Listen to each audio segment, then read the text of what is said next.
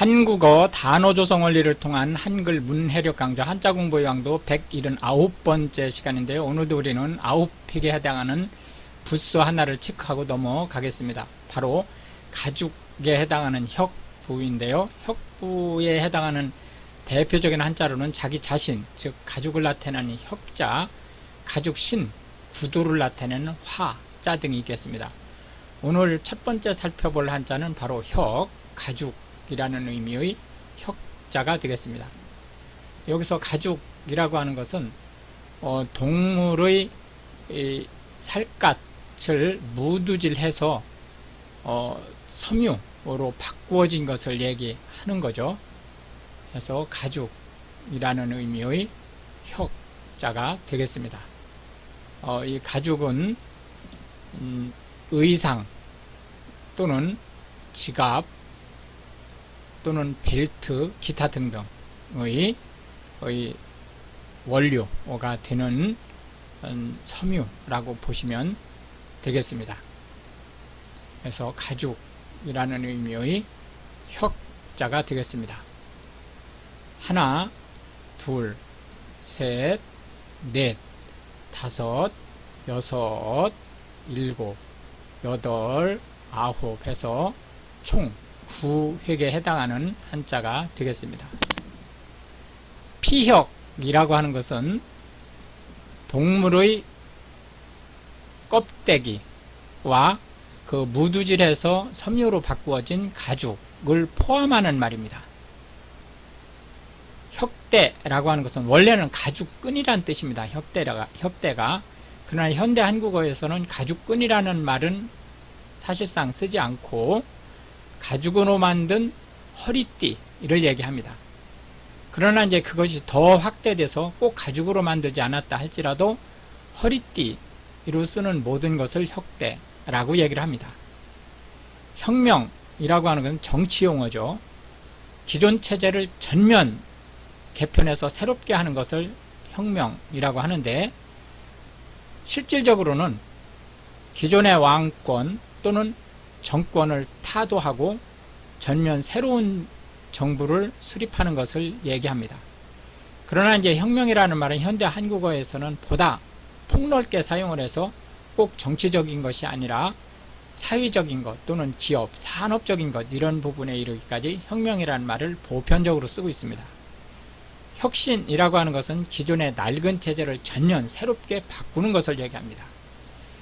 개혁과 변혁은 혁신과 같은 말이지만 뉘앙스에서 약간의 차이가 있습니다. 개혁이라고 하는 것은 낡은 것을 바꾼다 라는 뜻이고, 변혁이라고 하는 것은 낡은 것을 변화시킨다 라는 뜻을 가지고 있습니다. 그러나 실질적인 의미는 혁신, 개혁, 변혁이 모두 같은 의미를 쓰고 있다 라는 것은 이제 참고하시면 되겠고요.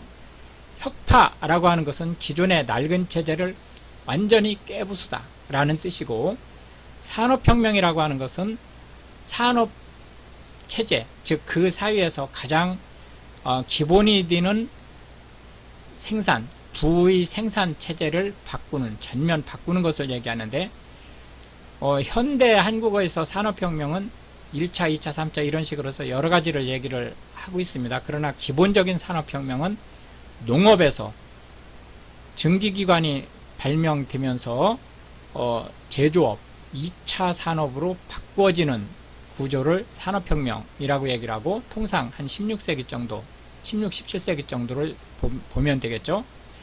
종교개혁이라고 하는 것은 개톨릭에 대해서 16세기에 그 개톨릭의 폐단을 개혁, 전면 개혁하자는 운동으로 현대의 프로테스탄트, 즉 개신교의 시발점이 되었습니다.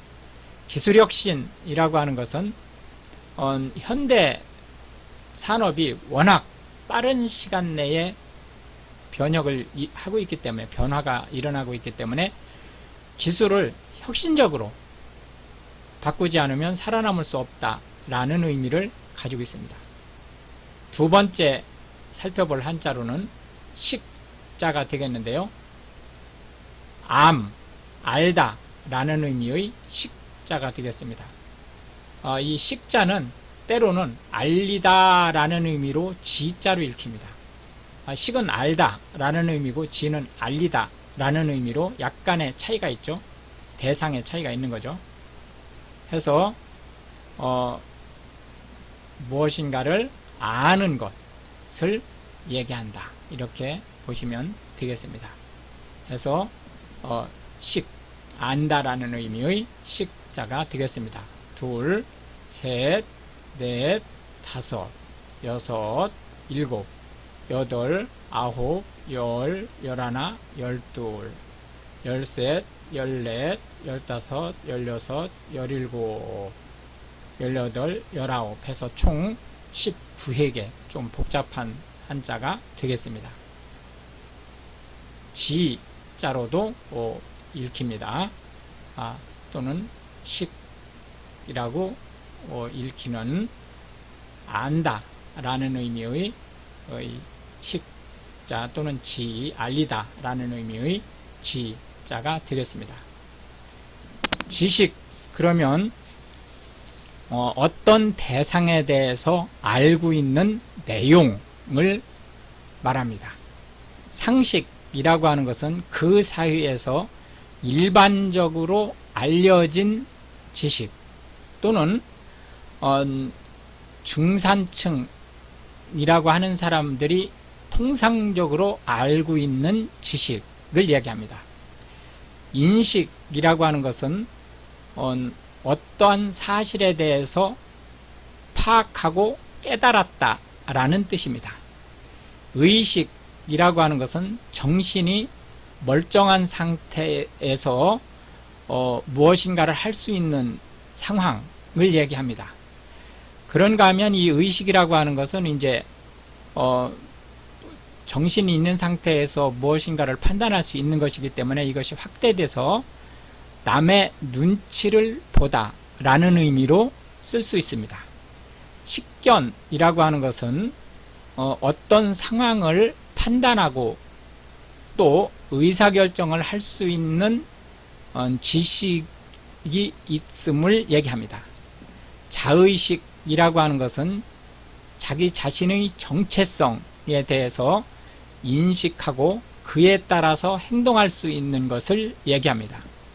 지식인이라고 하는 것은 그 사회에서 통용되는 범위를 넘어선 그 지식, 이걸 소유하고 있는 사람을 얘기합니다. 상대적으로 조금 잘난 사람이라고 볼 수 있는 거죠.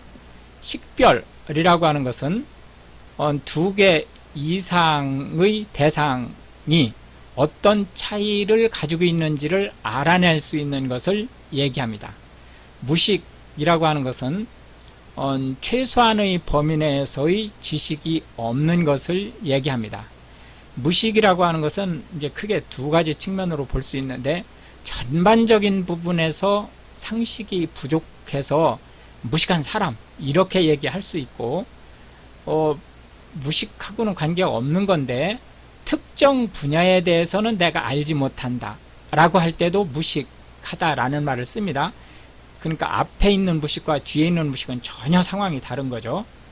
이제 지자로 읽히는 표지판 하면 어떤 사실을 알려주도록 게시된 패널을 얘기합니다.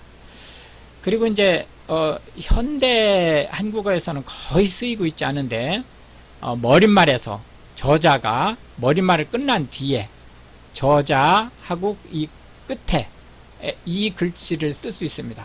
그러면은 이때 식으로 읽는 게 아니라 저자가 지한다, 그러니까 알린다 라는 의미로 지라고 읽게 되는 거죠. 마지막 세 번째 한자는 명자가 되겠는데요, 목숨이라는 의미를 가지고 있습니다. 그래서 명이라고 하는 한자를 세 번째 한자로 살펴보도록 하겠습니다.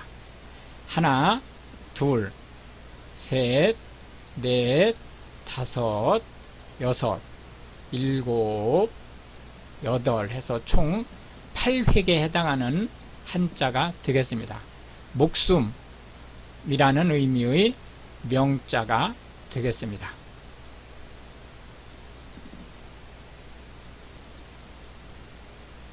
생명이라고 하는 것은 생물이 살아있는 상태를 얘기합니다. 생명은 우리가 어디에다가 통상 빗대냐면 호흡, 즉 숨에 빗댑니다. 그래서 생명이라고 하면 숨이 붙어있다 라는 의미로 쓰이고 있습니다. 수명이라고 하는 것은 특정 개체가 태어나서 죽을 때까지의 생명 기한을 얘기합니다. 치명적이라고 하는 것은 생명에 위협을 주는 이라는 뜻입니다. 운명이라고 하는 것은 타고난 삶을 얘기합니다. 숙명이라고 하는 것은 피할 수 없는 운명을 얘기합니다. 명제라고 하는 것은 원래 이 명제라는 말은 제목을 달다라는 뜻입니다. 그런데 현대 한국어에서는 제목을 달다라는 말은 사실상 거의 안 쓰고 철학적 또는 수학적 논리에서 어떤 사실이 참인지 거짓인지를 밝혀낼 수 있는 논지를 얘기합니다. 명령이라고 하는 것은 다른 사람한테 내 의사를 관철시킬 수 있는 행위를 얘기합니다. 사명이라고 하는 것은 그 사람이 반드시 수행해야 될 업무, 직무 또는 일을 얘기합니다. 소명이라고 하는 것은 임금이 호출하는 것을 얘기합니다. 임금이 소환하는 걸 얘기하는데 현대 한국어에서는 소명이라는 말을 왕이 호출한다라는 의미로는 쓰지 않습니다. 그래서 소명은 신이 부르심을 주었을 때, 신이 호출했을 때, 신이 어떤 과업을 맡겼을 때를 뜻합니다. 망명이라고 하는 것은 이게 망할 망자거든요. 그러니까 망할 목숨을 부지하다라는 의미예요. 그렇기 때문에 사망에 해당하는 그 상황에 처해진, 그러니까 사형 선고를 받을 상황에 처해진 사람이 멀리 달아나서 목숨을 유지하다라는 의미입니다. 그러나 현대 한국어에서는 그런 의미로는 쓰지 않고 정치적 탄압을 목적으로 다른 정치체제, 즉 외국의 그 이민을 신청하는, 정치적 이민을 신청하는 것을 망명이라고 얘기를 합니다. 이렇게 해서 오늘도 우리는 하나의 부수와 세 개의 한자 및 각 한자에 대해서 현대 한국어에서 주로 쓰고 있는 10개씩의 단어를 살펴보았는데요. 이것이 한글 문해력 향상에 도움이 되고 특히 외국인으로서 한국어를 배우시려고 하는 분들한테 한국어 단어가 어떻게 조성되고 어떻게 운용되는지에 대한 폭넓은 이해를 전달할 수 있게 되기를 바라겠습니다. 시청해 주셔서 감사하고 우크라이나를 위해서 기도해 주시면 더욱 감사하겠습니다.